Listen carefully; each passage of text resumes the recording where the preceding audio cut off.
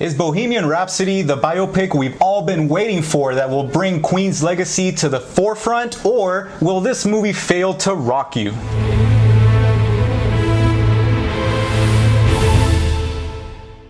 The long-awaited Bohemian Rhapsody is directed by Bryan Singer, who's known for making the good X-Men movies, and it stars Rami Malek in the lead role, a guy you probably know from the show Mr. Robot. This is a movie that really takes you from the adult life of Freddie Mercury, from the creation of Queen, all the way to their greatest performance, arguably, right? Live Aid. Live Aid, This is a movie that explores a lot of his insecurities, his ego, his pride, and his amorous relationships with both women and men. That's right. It really gives you a good glimpse of all the obstacles that he had to face and all of his inner demons that basically got in the way of him being comfortable in his own skin, you know? It's definitely not afraid to delve into the confusion of his, sexual orientation, and also how he battles with the idea of who is the boss in this band, and kind of being like a little bit conceited about his talent. But I have to say that the film ultimately glosses over some of the scenes that I think were the most integral to telling a biopic, a biopic that I felt should have been more brutally honest.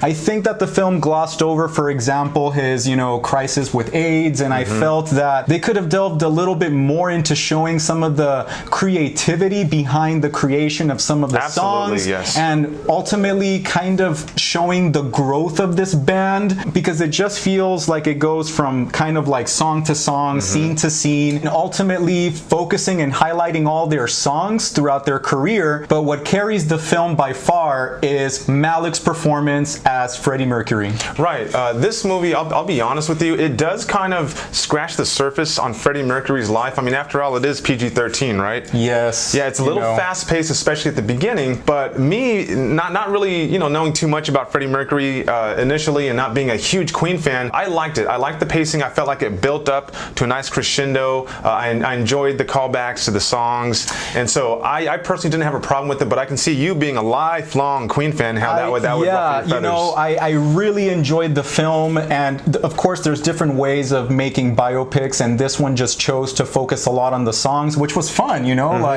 people were, stomping their feet in the theater and singing aloud, and so was I, and it was really fun in that regard. But I really wanted to see also kind of like the truth, a darker truth, because I know that Freddie Mercury's life was filled with a lot of turmoil. I was kind of looking forward to that, but I enjoyed the film for the most part. Yeah, I thoroughly enjoyed this film. A film that when I saw the trailer, I immediately thought, okay, well, Queen's popular. A lot of people are going to want to watch it. Maybe not so much myself, but when it came out, I was excited to watch it. And this movie, I want to say it floored me, but it did exceed my expectations. And a lot of it, like you said, is the performance of Malek.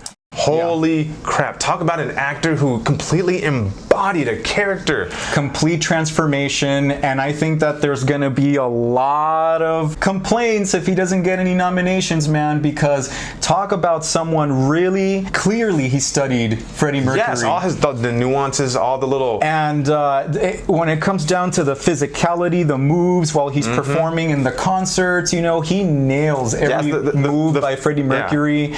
The intensity of when he sang his songs, His facial expressions were perfect for the scenes. Absolutely. It was just an incredible transformation. Right, and he might not get a nod just because of the movie in general, because, for example, a lot of critics are bashing this movie for a lot of those reasons that you mentioned earlier, but hey, most people I've spoken to like this movie. It's going to be worth your time, guys. I know, and then, critics may be bashing it, but audiences are sure loving it. I mean, there's a clear division on Rotten Tomatoes when it comes to... polarizing. It's like this. Oh, yeah, like 90-something% for audience members, and ultimately, we had talked about comparing this kind of like musical biopic to maybe A Star Is Born, which is not a biopic, but I think that it's kind of on par for me, I enjoyed it just as much, and I don't think it's as bad as a lot of the critics are saying. And I know that the critics are complaining about the PG-13 rating, which again, we've talked about how perhaps, that was studio infiltration,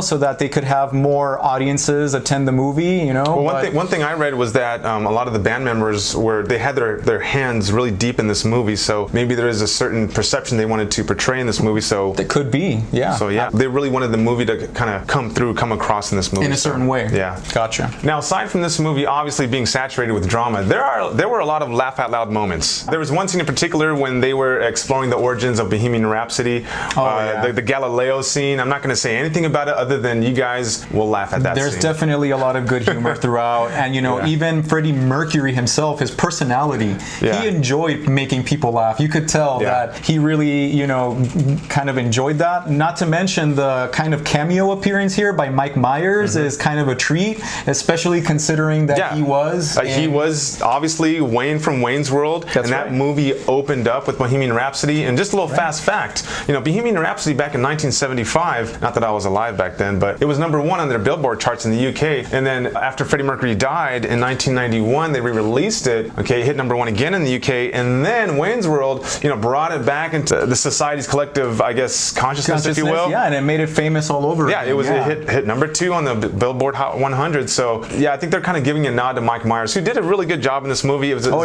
very small role, not your traditional Mike Myers, but definitely funny for what was happening in the scene. Very subdued. Yeah. You know, Lenny, a lot of movies nowadays are just over that 2-hour mark, and this movie is no exception. But I have to say that the fast-paced editing and just the momentum of this film, it really, really captivates you, because it feels like the movie just crescendos to this great concert. I really enjoyed how the film really progressively becomes more energetic, I guess is the word. And I also really admired the way that they perfected those concert scenes and got them to be exactly the same as the actual footage. I mean, they recreated, they spent a lot of time clearly studying those concerts, and they did a good job recreating concerts. Yeah, especially when the movie starts to bridge the 70s and 80s, you see them bringing in these psychedelic effects. And then let's see, what else did they do? They capture those decades really well with the costumes and the hairstyles, you know. Oh yeah, that was easily on point. There was a time when they were doing Bohemian Rhapsody where they actually brought up some of the quotes from the press, from these magazines that were down on the song, and so that was a nice little touch. Absolutely. You know, going back to that Live Aid concert, beautifully shot. Okay, they did a really good job with the echoing of the music, of the lyrics. They had some nice crowds going on there, but but if you take a really good look, it was like mostly crowd and then some CGI. So it did kind of it was noticeable. It took you out of the movie a little bit. A little bit, but it was still really well shot. I mean, some really nice aerial shots, you know, so that you could see over Wembley Stadium. How large the crowd was, and it was great to see, you know, people, you know, really jamming out in unison, and the movie really captures that so well, you know, how Queen really became like a communal experience for people, you know. Communal, that's such a great word to use, everybody was into Queen, Now, this movie might feel like the Spark Notes version of Freddie Mercury's life to some people, but I mean, it really does a good job of showing him as this embattled person with insecurities, and it also delves into him as an artist, you know, mixing genres and whatnot. I really enjoyed how this movie does take its time also to explore the complexities of family, you know, the band being a symbol for family. That's and then, of course, you also have the bigger picture, you know, the tempting and intoxicating allure of fame, and how it can break you down to the point where it kills you. Obviously, in this case, it did for Freddie Mercury. Now, at the end of this movie, you know, Beth and I talked about this, and we compared it to A Star Is Born, okay? And my immediate reaction, which I still feel, you know, almost 24 hours later, is that I enjoyed this movie personally more than A Star Is Born. Overall, I give this movie 4.5 reels. All right. Okay. Well, for me though, like just watching Rami Malek throughout the movie was unbelievable, just like an adventure from beginning to end. And of course, I think that the movie glossed over some ideas that could have been further explored to make the movie more authentic and more like brutally honest, but I ultimately enjoyed it. I had a lot of fun. I was invested in it. So I'm gonna give this movie 4 reels out of 5. Only 4 reels? Only 4 reels. Ah, boo, man. What? I mean, that's don't recognize talent. Whatever. Oh, okay, anyway. All right, guys, so that's our real take on Bohemian Rhapsody, guys. As always, if you have an Alamo Draft House in your city, definitely go out and catch the movie there. It's an awesome place to be. And if you want to follow us on social media, on Facebook. On Facebook, hit us up at @RealScreeners. And anything else you'd like to add, Beto? Actually, yes, Lenny. If you enjoy our videos and our real takes on films, then hit that subscribe and bell button and you won't be disappointed. Thanks for watching. That's why they call me Mr. Fahrenheit. I'm traveling at the speed of light. I wanna make a supersonic one out of you. We are the champions, my friends. Galileo, Galileo, Galileo, Galileo. Another one bites the dust. Another one bites the dust.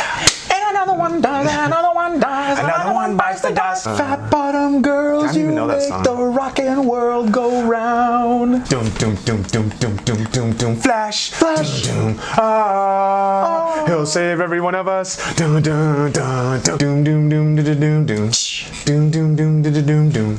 Doom, doom, doom, doom, doom, doom. pressure Doom, doom, doom, doom, doom, doom. pushing down on me, pressing down. All we hear is Radio Gaga, Radio Gaga.